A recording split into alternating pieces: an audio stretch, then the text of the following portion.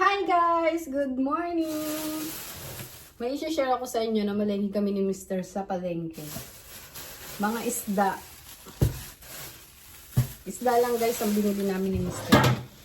Papakita ko sa inyo. Kamusta po ang ating araw ngayon kahit maulan? Sobrang ulan ngayon, September. Non-stop ang ulan guys. Talaga naman sobrang maulan.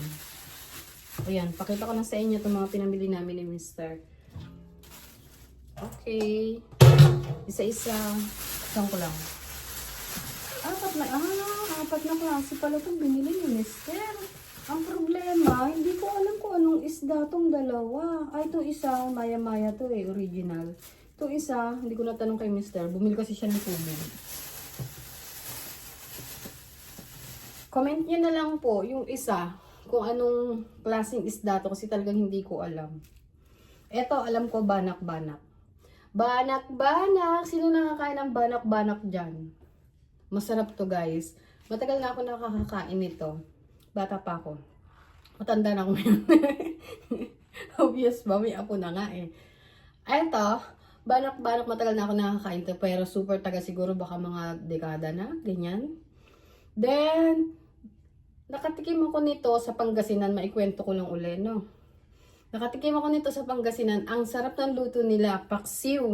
Meron siyang talong, may siling haba, bawang, luya, tsaka paminta. Ang sarap talaga. Ang dami pinapakuto. Ang dami nilang niluto. Isang kaldire. Ganitong kalaki o gantong kalaki. Sobra. Kasi ang dami nga naman eh. Pero guys, ubos. Talaga, sobra. Kasi inulam namin yun ng tanghalian. Inulam namin ng gabi. Sa sobrang dami. Hindi ka magsasawa dahil super sarap talaga ng luto nilang banak-banak. Paksiw. Pero yung paksiw nila hindi maasim na may mahalala sa amin yung suka. Hindi. Promise, ang sarap. Then, natatakam ako. Ito ang uhulam namin no. Sabi ko kay Mr. Request ko sa kanya. Ito ang iluto niya. Itong banak-banak na to. Ito guys oh. Ayan. Parang siyang bangus eh oh. Tingnan niyo. Parang bangus ano. Sarap na. Sariwang-sariwa guys. Tingnan niyo yung mata. Maitim pa. Ibig sabihin, pag maitim ang mata niya at hindi namumula yung gilid, ibig sabihin yan, sariwa. Isa yan sa mga tip ko ngayong araw na to. Ayan. Maitim ang mata at hindi namumula ang gilid ng mata. Ayan. Tingnan nyo guys. Lapit ko pa sa inyo. Ayan. No? Di ba ang ganda ng mata? Kasing ganda ng mata ko. So, ayan. Sariwa naman siya. Kasi, alam nyo ba, titingnan nyo, yun dito sa may hasang, yan, pulang-pula. Pulang-pula yung hasang niya. Pagka pulang-pula yung hasang niya at hindi nangingitim, ibig sabihin niya sariwa. Then, ilang piraso ba to? Ganda. 1, 2, 3, 4, 5, 6 pieces. Ayan, 6 pieces siya. Na banak-banak. Ang lalaki. Yung iba maliit, yung iba malaki. Ito, tingnan nyo. Ito isa maliit, ito isa malaki. Then, ano ba susunod na, papakit ko sa inyo. Mga binili namin ni Mr. sa palengke. Hindi na ako nag-video sa palengke kasi minsan, mahirap mag-video dun. Lalo na pag bibili ng ulat, tapos hawakan mo kasi titingnan mo kung sariwa, diba? Pero minsan, nadadala ko naman yung camera ko, nakapag-video ko. Pag sinisipag. Kasi minsan magpapatiyempo ka, meron pang mga tugtugan. Alam niyo yun. Hipon. Ganda ng hipon, sariwa. 360. Meron ito medyo malaki, nasa 400, 500, 600. Ito lang kinuha namin 360. Masarap to, yung medyo maliit. Mas malinamnam siya. Pero minsan, bumibili naman si Mr. ng malalaking hipon. Pag gusto niya. Pero ako, pag bumibili ako kadalasan, ganito lang. Ayan, isandangkal lang siya ng ganyan. Ganyan siya kalaki. Isandangkal. Pero malaki na rin. Diba? Yan ang binili namin ni Mr. Hipon. Kasama to sa mga isda. So, dalawa na yung napapakita ko sa inyo. Ito yung Imelda na original. Merong Imelda nito yung kulay pink siya. Ito talaga original daw ito. Maya-maya. Ayan. Tingnan nyo siya. Sariwang-sariwa. Pulang-pula pa. Tingnan nyo. Pink na pink. Pag pink na medyo maputi, ibig sabihin sariwa rin ang isda. Ayan.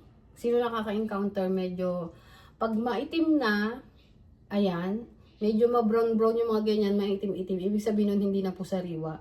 So, ayan, pag mapink-pink at maputi-puti, ayan, sariwang-sariwa po siya. Oops, kasama yung, meron pang konting bituka. Ayan. Tingnan nyo, ang ganda guys. Ito ang Imeldang original. Imelda ba? Maya-maya. Kasi ang Imelda, tsaka yung Maya-Maya, na kulay pink, yun yung tinatawag na hindi original eh. Pero ito talaga, original to. Yan. Maraming klaseng isda. Minsan nakakalito pa nga eh. Diba? Maganda rin ang nito, sariwang-sariwa. Ayan, tingnan nyo yung mata niya. Maitim, pero hindi nangingitim yung gilid. Ay, namumula. Ayan o, tingnan nyo. Pag namumula yung gilid niyan at namumutla na yung, dito sa may pinaka-balls niya, yung mata niya, ibig sabihin hindi na sariwa. Ito super sariwa siya. Ayan, ang ganda ng mata niya. Black na black. Black na black, tapos yung dito niya, maganda, maputi. Para siyang madilaw. Ganito daw ang mata nun na dilaw. Pero pag ito daw namula, ibig sabihin hindi na sariwa. Yung mga gilid niyan. Ayan, napakaganda. Sariwang-sariwa kasi maano siya. Maputi na mapink-pink ang ang laman niya. Tsaka super lambot ng laman. Ayan. Ilang piraso ito binili ni Mr. 1, 2, 3, 4. 4 na piraso na maya-maya. Ito yung original na maya-maya. Yung isang hindi original, maya-maya, pero kung tawagin Imelda. Kulay pink po siya. Ayan, 1, 2, 3. Tatlo na po yung napapakita ko sa inyo na binili namin ni Mr. sa palengke. Medyo dinagdagan na namin bumili sa palengke na itong mga isda.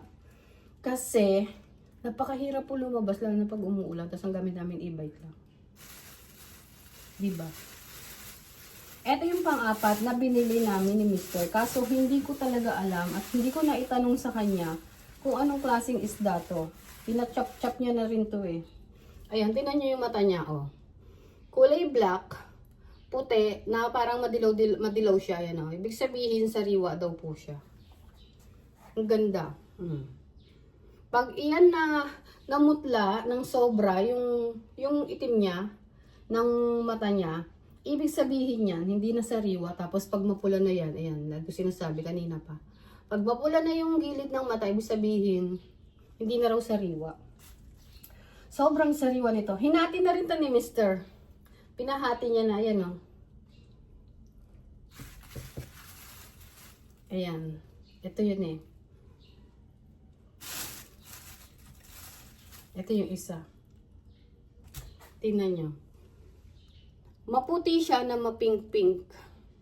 Ibig sabihin, sariwa daw po yan, pagka ganyan. Pero dahil sa matagal na ako namamalengke, totoo po yun. Yan, ako po nagsasabi sa inyo, ang tip ko sa inyo, pag kayo bumili nito, kailangan maputi na nagpipink-pink pa siya. Sobrang ganda niya. Hindi ko alam kung anong isda to. Magkaiba po talaga siya. Itong isa, to, maya-maya na original. Ito, hindi ko talaga alam, nakalimutan ko eh. Hindi ko talaga siya matandaan. Nung binili namin kanina. Hindi ko natanong kay Mr. Bumili kasi siya ng tubig. Anyway, nilinisin ko to. Lalagay ko sa ref kasi medyo maaga pa. 8:30 pa lang ng umaga dito. Maaga kami na malengke ni Mr. kanini. Kaya sabi ni Mr. linisin ko muna raw to. Tapos maya-maya namin iluto mga 11. Busog kami ngayon kasi bumili kami ng suman. Yan, tulad ng sabi ko sa inyo nung mga nakaraan.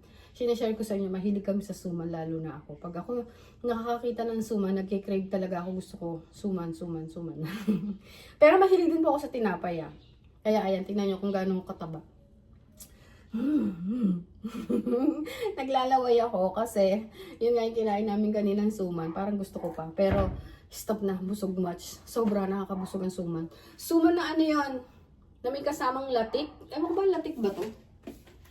Hindi ko alam kung latik to eh. Ay, hindi to latik. Ano to? Ito yung bilog na parang panutsa. Alam niyo ba yung panutsa na kulay brown? Ayan, comment nyo na lang dyan. Kung alam niyo yung panutsa na kulay brown. Ito, pinaano raw to, pinakuluan para maging ganito siya. Kasi bilog to na matigas eh, panot siya. Oh, ang sarap po nito, super tamis lang siya. Kaya pag ako naglalagay nito sa suman halaya ata ito eh. Hindi ko matandaan. Basta binalot siya sa saging na saba, tapos malatkit na bigas. Yan, napakasarap po talaga. Lalo na pag magki-Christmas or bagong taon, umu-order kami nito dun sa suki namin, sa palengke. Talagang ubusan siya, kailangan magpapareserve ka. Ay, natatakam ako. Sarap. Eto, 2 piraso itong natira na to eh. Ang binili lang namin ni Mr. Tag-isa lang kami kasi madali naman pumunta sa palengke pag gusto namin. Tag-isa lang kami natali. Pero 2 na yun ha. 2 hati na yun. Pero mabigat siya sa tiyan. Ito natira. Sinobrang pa talaga ni ate ng matamis. Natira tuloy siya. Pero okay lang yan. Ilagay lang sa rep. Hindi yan masisira, promise. Kasi sobrang tamis niya talaga. Kaya pag maglalagay ako niyan, konting-konti lang. So, ayan. Ang pinamalengke namin. For today's vlog, i-share ko lang to sa inyong mga aming pinamiling isda. Mamaya, iluluto ni Mr. yan. Medyo isisingit ko yun ha. Itong banak-banak na paksiw. Si Mr. Dodo magluluto nito. Hindi ako expert magluto ng paksiw. Ayan, sa mga nakakakilala po sa akin, bihira ako magluto ng paksiw kasi hindi ako ganun kagaling magluto ng paksiw. Hindi katulad sa Pangasinan, ang sarap. Talagang grabe. Sobrang dami kong nakain nun. Hiyang-hiya pa ako nun ha. Pero kinapalan ko yung mukha ko. Dinamihan ko talaga yung kain ko kasi na-miss ko to dahil sobrang sarap nito. Ano ba yan? Natatakam ako. Naalala ko lang yung kinain namin sa Pangasinan kasi sobrang sarap niya talaga. Eto, masarap malinamnam ang laman nito lalo na paghuli sa dagat. Meron ito na huhuli sa ilog, sa mga ilog-ilog. Eto, sabi, tinanong ko naman, huli daw to sa dagat. Sobrang dami, dagsa. Siguro panahon ng banak-banak ngayon. Para siyang shark. At tingnan niyo yung ulo niya, oh. Para siyang bangus, ano. Pero feeling ko nakikita ko sa itsura niya yung shark. Yung pating. Para siyang pating. Pero hindi pating to ha. Sa mga nakakakilala dito, oh, i-comment niyo. Para siyang bangus, ano. Banak-banak po ito. Hindi ito pating, ha. Ayan. Ang itsura niya. Style niya parang yung ng ulo niya parang pating yun. So ayan, share ko sa inyo yung ulam namin ngayong araw is banak-banak paksiw. Tapos ito yung mga pinili ni Mr. So ayan, ang tip ko sa inyo, ulitin ko yung mata kailangan maitim.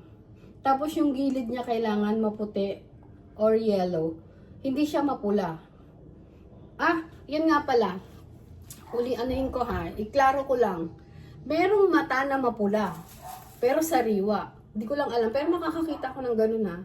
Pero hindi lahat ng isda kailangan mapula or Hindi. Kasi ito katulad nito. Itong maya-mayan to kailangan ganito ang style ng mata niya. Yan. Ganyan talaga makikita nyo. Maitim, maputi or madilaw ang mata niya sa labas. Kasi pag ito namula, ibig sabihin hindi na to sariwa. Malabsa. Ano tawag dito? May tawag doon. Hindi na siya sariwa, basta hindi na siya sariwa. So, ayan, share ko sa inyo. Ang aming mga pinamili ni Mr. Ngayon lang uli ako nakapag-haul o nakapag-flex. Basta, ngayon lang ako nakapag-haul ng aking mga pinamili sa palengke ulit. Kasi medyo nabibisi ng mga nakaraan, diba? Ang lagi ko lang na-share sa inyo, punta kami doon. Pasyal dito, pagkasama si Raisin. Ayaw, bili nito. Ng mga, kailangan lang naman, hindi yung nagwawaldas ka o ganun. Kailangan natin mag-ipon kasi tumatanda na. Tulad namin ni Mr. Matanda na kami. Aminado! Aminin! So, ayan. Thank you very much sa inyong panonood palagi. Lagi kayo nandiyan dyan. Thank you so much, guys. I love you. Sa mga hindi pa po nakaka-subscribe sa amin, sa aking YouTube channel, sa Family Vlog, please subscribe po. Yan. Marami po akong minsan na i-share. Yan, katulad nito. Minsan sa luto. Paminsan-minsan na naman pag sinisipag. Pero, update naman.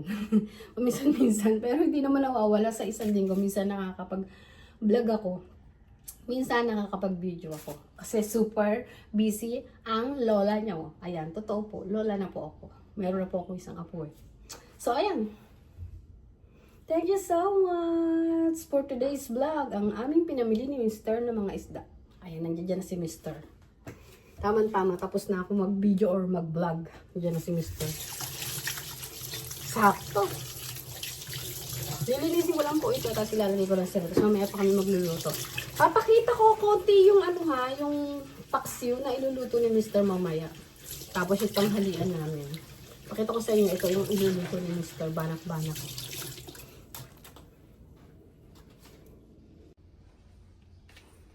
Ayan po. Ayan po, mga pinamili namin ni Mr. na mga isda.